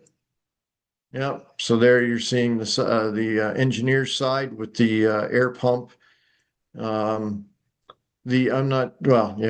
been a couple of weeks, so I don't remember. The headlight is a 3D printed piece that I created, and then had printed by Shapeways when they still existed. The stack is a custom turned aluminum piece that I made, and made it so that it was more representative of Denver and Rio Grande practice compared to what comes with, Bachmann locomotives. And because I used the Bachmann 440 as kind of a parts donor, so a lot of pieces were replaced. Next slide. Oh, okay, so this is the last engine that we're going to talk about. This is my 260. This is just a standard Bachmann 260. You can get them anywhere, of course, on eBay is your best bet nowadays. The locomotive itself, as Bachmann sells it, they sell numerous different versions of it, but the one that I ended up getting is the one on the left there. And you can see that that engine comes with all kinds of factory detail from Bachmann, which, I mean, that it's pretty cool, really. You've got all the air pump, you've got injector lines, you've got the brakes for the locomotive, you've got air tanks, you got all kinds of stuff. Unfortunately for me, that represents a locomotive from, say, 1900, even though the engine itself might have been built in the 1870s. Once all those safety appliances were added to it later on in its service life, for me, that doesn't work. I want an 1870s circus wagon, I like to call them. So to super detail it, as it says there, I had to super undetail it. So I had to basically remove most of that stuff and remove a lot of the stuff that holds all that in there. So let's go to the next slide. Right. So again, David Fletcher, he does all these drawings. He does a lot of work for the Short Line and Narrow Gauge Gazette. I'm pretty sure these drawings were in Short Line Narrow Gauge Gazette. And I happened to see that drawing and thought, oh, that looks really nice. I could turn my 260 into that. And again, like why? Well, why not? It's a hobby, so let's do stuff with it, right? It's not just a matter of stick with what you got because that's what you got. Okay, so next slide. So the biggest difference is the cab. Well, I guess we won't go back, but the original cab only has square windows and it's very Baldwin-ish if you. So that shows the cab. If you go back one more to the original pictures of it, there you go. You can see that the cab is square windowed. It's got very prominent panel below the windows. And it's got a sharp peaked roof in the middle, right? So now if you go forward again, thank you. And you can see in the drawings that this has a relatively flat but smoothly rounded roof and arched top windows with a single divider down the middle of each of the side windows. Next slide then. So this is the cab that I created in Fusion 360 to replace the original Bachmann cab. And this is just a screenshot from Fusion to show the whole cab as an assembly. And the bottom part is showing the sliding windows. So I made the cab so that the back windows would actually slide forward and open up. And then again, I had it printed in by Shapeways back when they still existed. This took me a long time to do that. And there on the left is the printed out cab in comparison to the original Bachmann cab above it. And so these locomotives, of course, would have had a lead roof on them, and I used aluminum tape. And what I did was cut the aluminum tape into strips and then just take a pencil to scribe those lines into it to make it look like lead panels. And before I scribed those lines in, I just took some, maybe, I don't know what it was, maybe 500 or 400 grit sandpaper just to knock the shininess off of the aluminum. And after it was on there and stuck on, then I went over it with some watered down gray paint just to knock it down so it wasn't so shiny and to kind of make it look more like lead that had been around a while. Next slide. And I created my own decals. And of course, that again came from David Fletcher's drawing that you saw earlier. And then I created all of the decals for this thing in draft site. And just like with the 10-wheeler, right, I had to cut them up because, of course, that like the side of the cab drawings there, you can't just cut around the outside and stick it onto the side of the cab because I tried. It doesn't work. I ended up having to cut them up into individual little pieces and stick them on and then gradually put it all together. And then, of course, hit it with some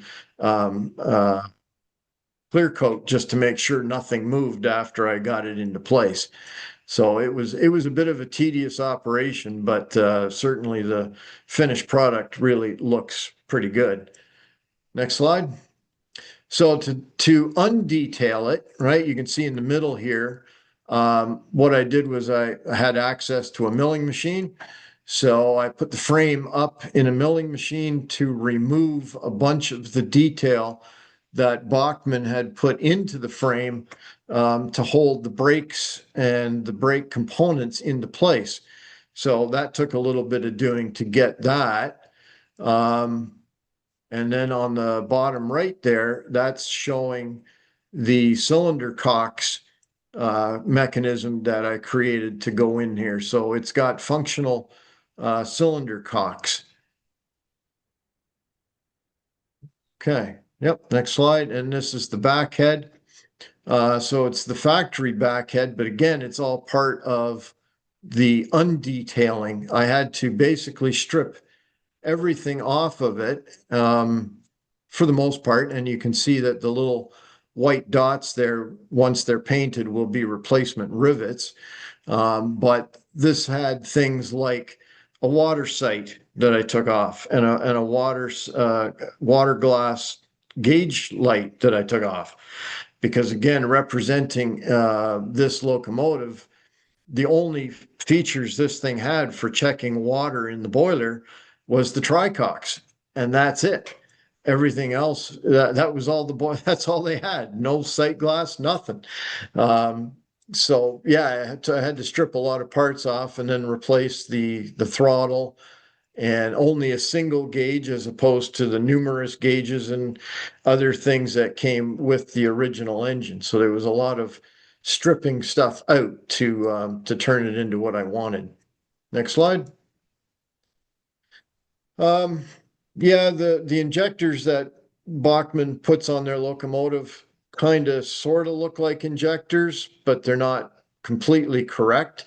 So I then went ahead, did the investigation to find out what an injector is supposed to do and how it's supposed to look, and then took their parts and added some epoxy and glued things together in order to make it an actual correct looking injector. And in the bottom picture, you can see that there's control rods that run into the cab for the engineer to be able to turn on the water and turn on the steam pressure in order to fill the boiler. Next slide. Oh yeah, and the tenders are fairly small as compared to the 10-wheeler tender. These tenders are tiny. And so again, in order to be able to get the same stuff into it that I had in the 10-wheeler tender, because it's the same battery, same speaker, same Stanton S-cab setup, you got to do a lot of cutting. So the whole inner tray that holds some of them have a coal load, some of them have a fake wood load.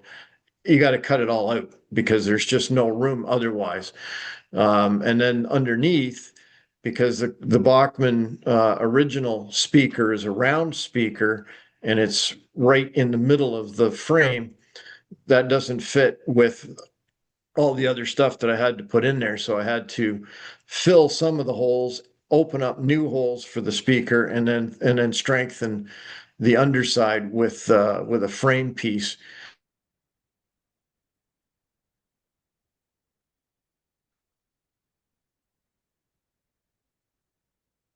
Might as well have a real wood load on board. So that's just a chunk of a piece of maple from a branch that came down on a neighbor's tree. I cut it up to the right length and then just took a chisel and started beating away at it to break off pieces to make firewood, and then glued them individually onto the locomotive. Next slide. And for making my crew, these are the what we call armatures for the crew. This originally started as something that came from Garden Railways. There was a couple of articles, well, it would have been probably 20 years ago now, on how to make figures using, and the fellow that did it was using aluminum foil to create his armatures. And I followed that method for a number of years, but I found that the aluminum foil just had this tendency to constantly, change its shape or lose where things, or even break apart. And eventually I just decided, you know what, I'm going to make the armatures out of electrical house wire, solder the pieces together to create a basic skeleton, which then is relatively stiff. And if you look in the next frame, I think, next picture. Oh, no, it doesn't show it. Okay. But in the, what I did was then I could basically shape that armature to the way I wanted it.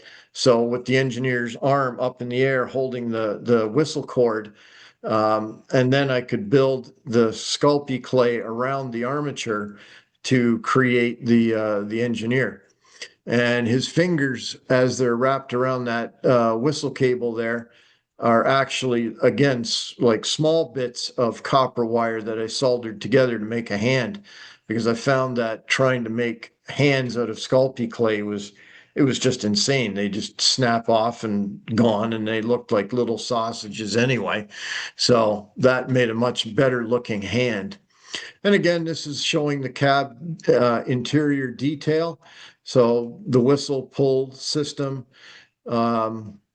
the throttle, Johnson bar stock Bachmann, but the injectors and the cab, or the what do you call it, the gauge light, right? Again, I made another gauge light with an LED in it, and all the injectors with the proper piping for steam and water flow. So, yep, the entire interior. At the far right of the frame, you can see the rear end of the fireman. He's leaning over the tender, grabbing a chunk of wood to throw in the firebox. He didn't quite make it into the picture. Next slide. And that's the finished product.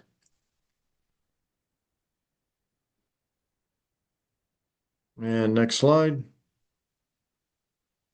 And that's the other side of the engine. And there we are. I think next slide. Yep, that's it. Absolutely stunning work. Thank you. Museum quality. Then if you consider all the different processes you had to go through, especially those wheels, remind everybody again briefly what you had to do to make the wheels on the drive. Oh, for the 10-wheeler. Yeah. They were 3D designed, because of course they're too large of a driver. Nobody makes a driver that's the right diameter.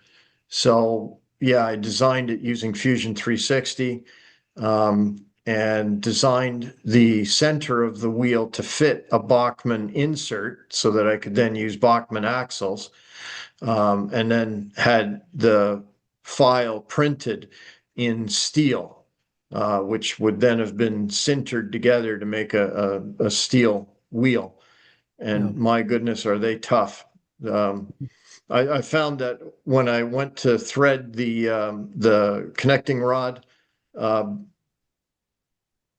the piece where you put your screw in for the connecting rod, I was trying to thread it, and a brand new tap, and I was like, you could just feel the tap twisting as I was trying to tap it. And I thought, no, this isn't going to go. I'm going to break this tap off, and then I'm going to be completely screwed, because the steel is it's that tough. So what I eventually ended up doing was drilling it out, and then making a little brass insert with the correct thread in it, and then pressing the little brass insert in there, because that steel it's really tough steel. A real high hardness. Any questions for Mike? Lee here. I got really just a comment. Very impressive work. Thank you. I have a question. About how much time did it take you to do this project? Well, the 10-wheeler was well, I mean, I've been at it for eons, really, but once I got really serious about building it, it took about 2 years. Okay, thank you. Okay, any other questions? Good job, Mike. Thank you. Mike, I want to thank you for being a first-time presenter and really a master modeler. Excellent work, really outstanding. And hopefully we can have you on again with some other So science those three project. locomotives, I've got the MMRs in my club that are going to come and judge my locomotives, the ones that were on the presentation, so I can get my motive power certificate. I think that's a gimme, would be my guess. I hope so. If not, Definitely. if not, they're in trouble, not you. Could be. Okay, well, thank you very much. Now I'd like to run we have two videos to run, the scholarship video and the New Tracks Modeler digital magazine video. If we just run them back to back, and then I'll do my presentation.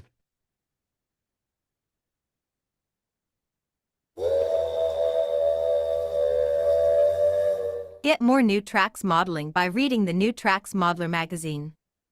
Each edition of New Tracks Modeler includes exciting articles about modeling shown on the show, other modeling topics, and prototypical railroading information. Other articles focus on outstanding model railroaders and new products from a range of suppliers. Don't miss the photos of the popular New Tracks My Build. You can download New Tracks Modeler for free from the New Tracks Modeling website. Subscribe so you don't miss an issue.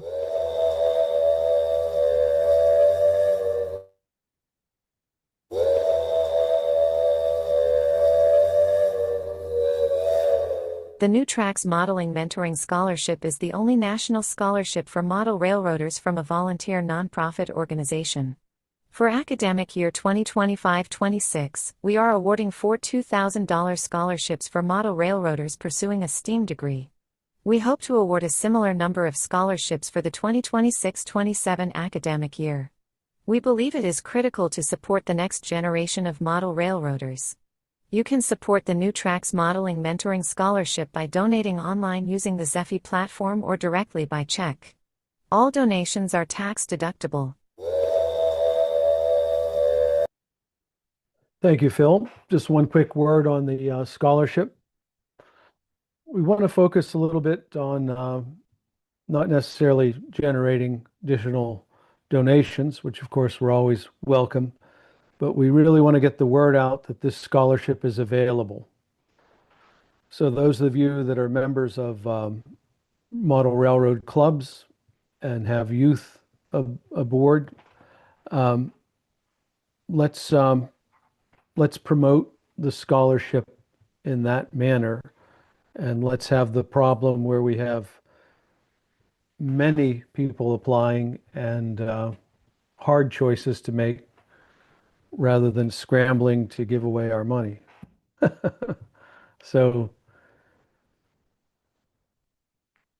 if you scan this QR code, I believe this, I don't know if we've created I talked to Phil here. We need to have a flyer that is downloadable from a QR code so that anybody that wants to promote the scholarship at their club or at a railroad show that they attend. You know, frequently you go to a model railroad show, and after you pay your admission, they have a table that has all these flyers for additional model railroad shows. It'd be nice to have our flyer on that table as well. So I think between now and next week, we'll create a little mini flyer that we can get from a QR code, let you guys scan the code, print it on your own printer, and take it to one of these clubs that you're in or a show. Okay, so the final presentation I'm going to give on a scratch build, and this is the one. Okay, I'm going to show you how I built one of my favorite scratch builds, the Sanford and Son salvage scratch build. Now, I've given so many presentations on scratch building, I'm going to skip over some of the construction details because it's the same thing over and over and over. I'll just gloss over the actual construction. That is the finished model structure on my railroad. And one of the things I wanted to accomplish with this build was I didn't want any single wall to be flat. So I wanted it to have, which I've referred to in the past as a bump out. So it has some visual interest. You're not just dealing with flat walls. I also wanted to use a variety of materials. And like everything on the rustic buff and old Gothic, I wanted it to have this 1930s Depression area rundown look about it. One of the things you should consider when you put in a structure is don't necessarily put it on a flat.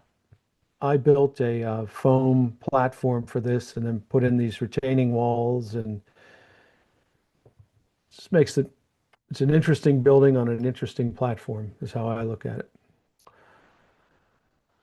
So all my builds start with aircraft grade plywood, 1/2 inch roughly, or 3/8, or whatever I happen to have on board. This is the extent of my planning, and as I sketch out what I think is going to be the foundation.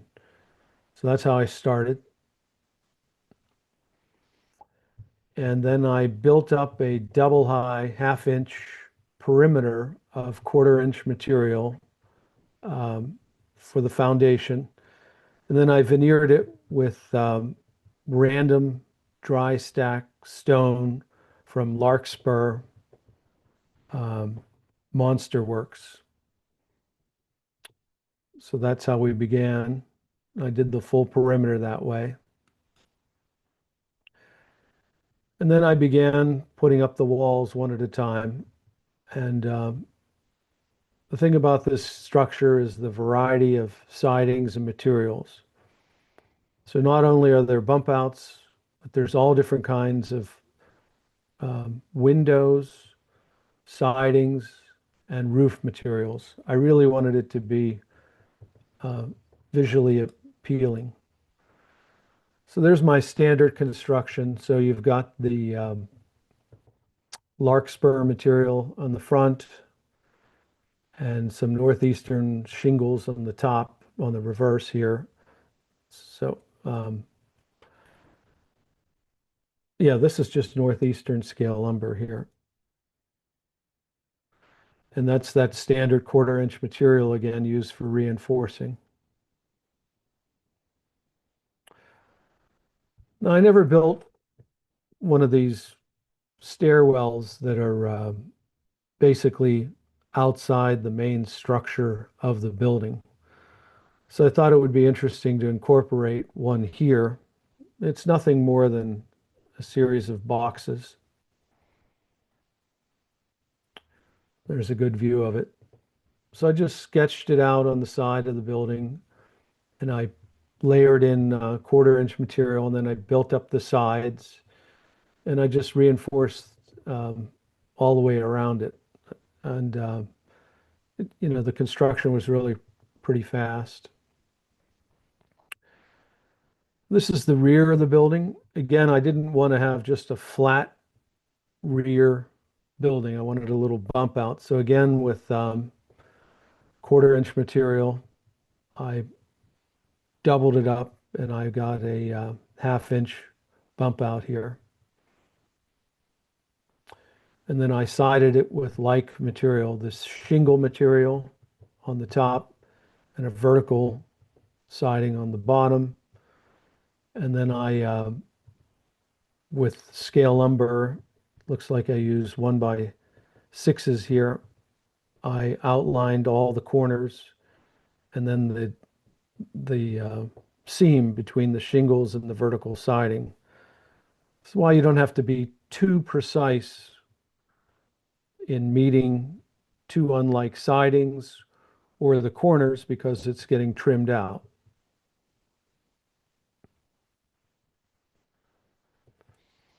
I must say, when you do these bump outs, there's a lot of trimming to be involved. It goes pretty fast, but it consumes a lot of scale lumber. You want to use one by fours or one by sixes. You don't want to use two by anythings for doing trim. That would be unrealistic. This building, because this is very thin material, these northeastern scale sidings. I had a plywood shell, which I forgot to mention. This building is constructed with a 1/8 inch plywood shell. And then the northeastern scale siding is put over top of the plywood. And then on every corner, there's 1/4 inch material for further strengthening.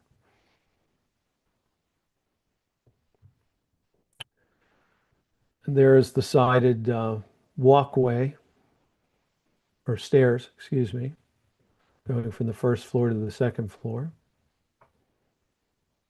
You can see the plywood shell here. Makes for a very robust building.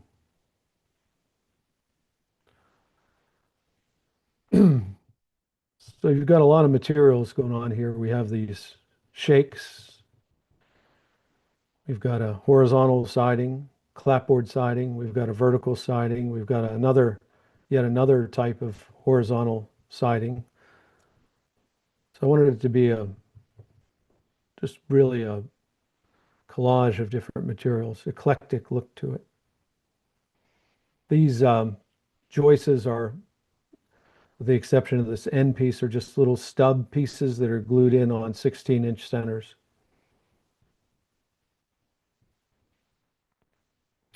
Again, see, that's relatively sloppy there. It gets covered up with trim, so nobody sees that.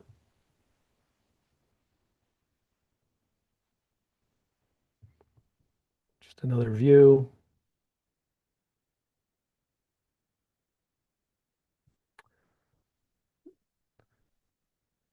There's that plywood base. And I've mentioned this over the past couple years.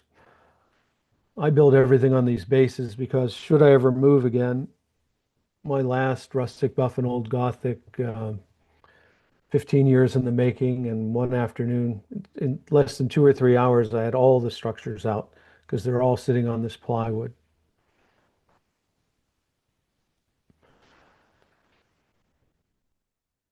Speaking of redundancy, this is my technique for just about everything now. A base color. I use these inexpensive craft paints. I got this idea from Jason Jensen Trains. I always use model paints up until seeing his videos. Now I just use these inexpensive craft paints. I do a base color, which comes off very strong, very bright normally.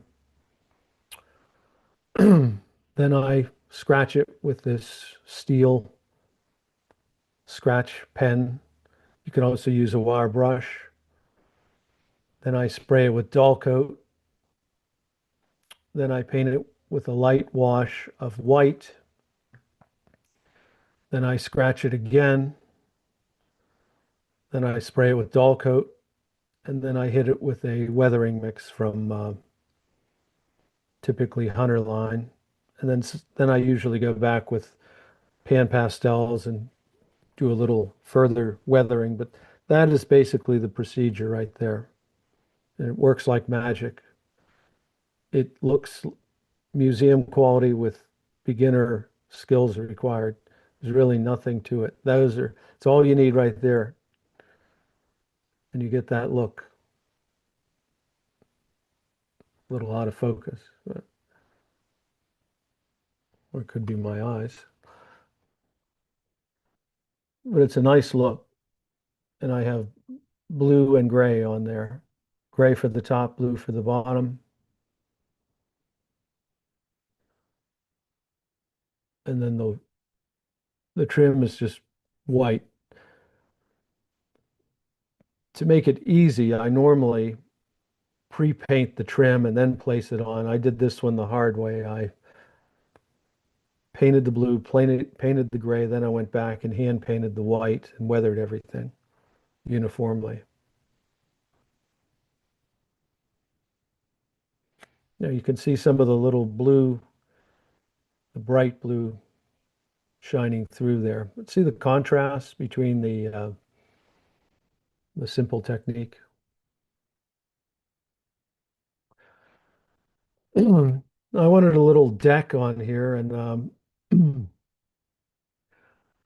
I want to show this because I wanted to show some broken boards. I wanted to have a face that would have wood all around the perimeter vertically. But I also wanted to show that there were some boards that were broken and things. But I didn't want to have the whole perimeter detailed with broken boards. So I put in these balsa pieces. You'll see how it worked out. So I painted everything black. So when you look, you'll see where the wood is here. That's where the broken boards are, missing boards. And then the real boards go over, the complete boards go over the black balsa here. It's painted black so that if there's a gap between the vertical boards, you don't see balsa wood, you see black. So black can be your friend on something like this. I'll show you so here's basically the finished model. I'm going to just go through a few things here. This cellar door is typical in the Northeast, in the Pittsburgh area, New Jersey, or even New England. I just took a standard Grant line double door, made a little triangle, glued it on there, and voila, I have a basement door. These hinges are these shutters are scratch built. They're just scale lumber. These are 1x2s, and I put one on there straight, the other one's hanging. I've talked about this technique before. If you're doing something that's relatively run down, this is a nice little addition. You just take a piece of 16th inch plywood and some 1x2s. I put some nail holes on here. It makes for a nice look. These signs were all made on PowerPoint. We buy junk, we sell antiques. I've used this paper in the past. It's to keep it from flying away and peeling up. I've put these boards on here because I'm looking for this thing to be relatively functional but run down. And if you look at harken back to see behind here is that balsa wood, right? And see these gaps here? If I hadn't painted that black, or if I didn't paint that black in there, you'd see the balsa wood, you'd see the flooring. But look how effective that comes off. So when you're looking for the dilapidated look, this should not be perfect. It should look, well worn.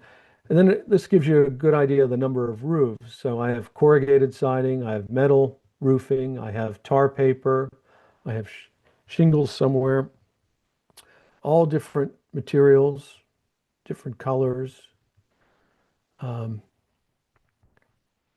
This ladder is just scale lumber. It gives you access to the roof. If the place catches on fire, they can dump these water barrels down. That's the theory of that. A little platform. This is another side of the building. Gray and blue. Signs were made on PowerPoint.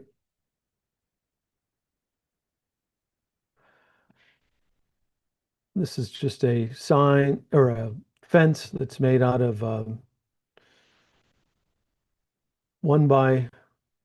like I'm using 1x6s and 4x4s on the vertical posts and 2x6s for the horizontal. Fences are really easy to make, and this one's, two.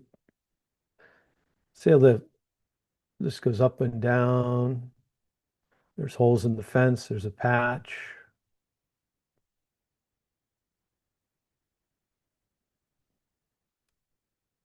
There's a close-up. I don't know why that's out of focus.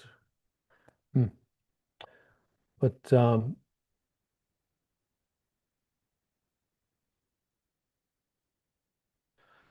drunk. Hard to believe there's a tramp falling asleep on one of my layouts. It's all scale lumber. See, there's no consistency in the staining of these deck boards. The novice or the amateur would make them all gray. What I do is take several pieces of strip wood, stain them all different colors, then I cut them and put them in place one at a time, and you get this variety. So everything about this building is variety, a variety in sidings, a variety in the staining of the wood, a variety in the roofing materials, and no wall is flat. Every wall has a bump out. It makes for a very interesting building.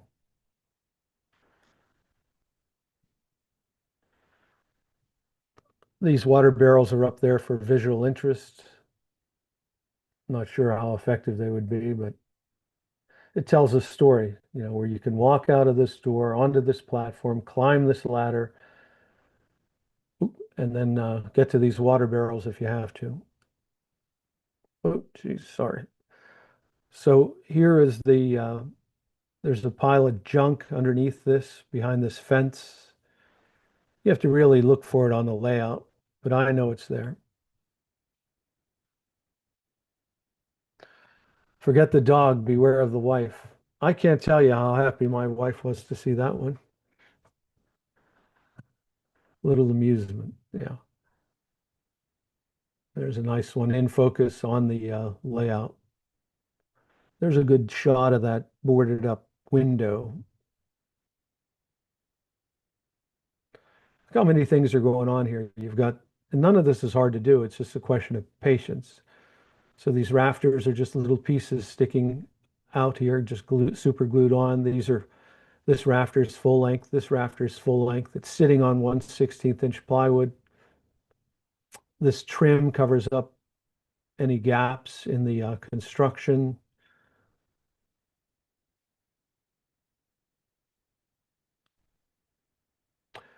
This is on the layout. We're having a sidewalk sale here.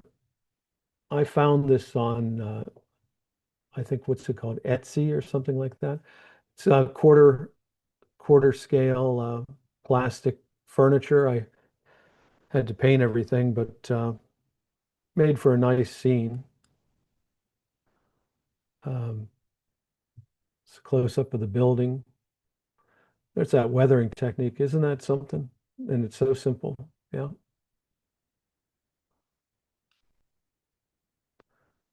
This is on the layout. So I put in a brick patio. This is Larkspur Monster Works used brick. And this is one of my signature fences. There's another view of the sidewalk sale. So there's the cliche in our hobby, details make the scene. That was the object here, was to show a lot of detail. The more you look, the more you see. I don't know why these are out of focus. So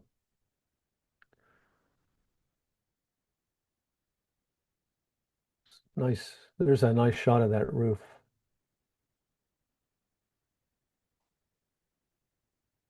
And there's a good shot of the weathering technique and the trim and the tramp, excuse me. And there it is on the layout again. Even the brick wall has or stone wall, block wall has variety. So the novice might just go straight across. I just thought it really catches your eye to put this thing on a slope and to have this bevel here and then two different walls, rather than just have this stone wall go all the way around. I have three different materials on the wall. This is all sitting on foam. So everything about this is different, slightly different color here on purpose, like they added that on later, so it's a little more blue than this.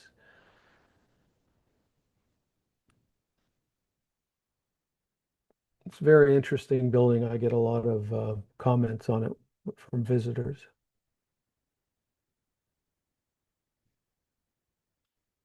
Okay.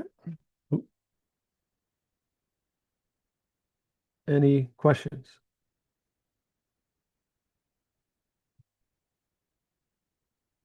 Speechless once again. Hey, Tom, Lee here. I think you got a winner there, bud. Thank It you. looks good. Thanks. It is a neat looking building. One of my personal favorites. Can't seem to see enough of it with one go. Thank you. Well, if there aren't any more comments, that concludes the show. We'll have the closing by Father Ron, and then we have a very interesting layout that Phil's going to show for us. Father Ron.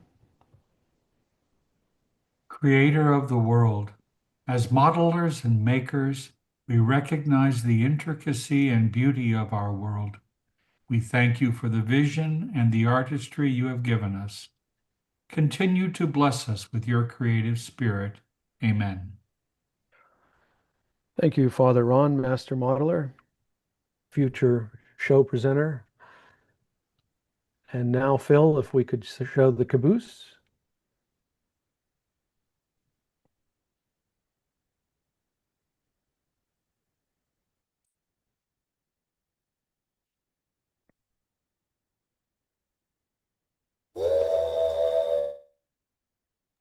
Well, before I actually started, what kind of worth noting here, just looking at the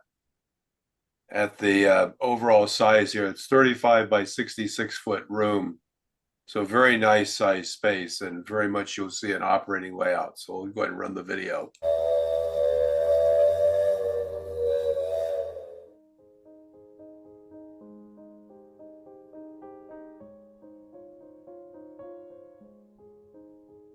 One thing I liked was the mirrors on the ceiling, so you could operate and see the turnouts for switching up in that area.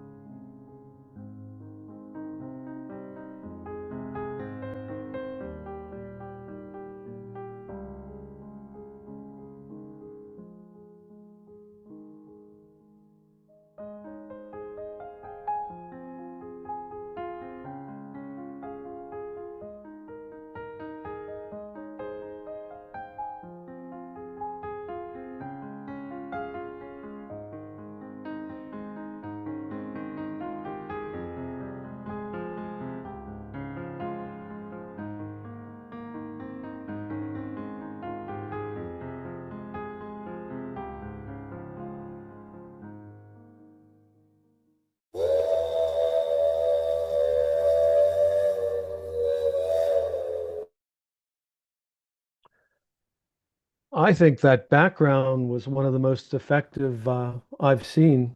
I mean, it really, the depth of field really came off well in that those port scenes with the ship and the, I don't know what you think, Phil. What do you think of that? I mean, they did a nice job there. Yeah, I thought it was an excellent layout. It was very well done. It was thinking about it again about it was very open, not a lot of walls in the middle of the layout, so you could see the whole layout, but it was, yeah, very well done. Great modeling. Excellent. Well, that concludes today's show, and we'll see you next week. Same time, same channel, so to speak. Have a good evening, and thank you for participating, those who presented and those who will present next week. We appreciate it. Have a good evening.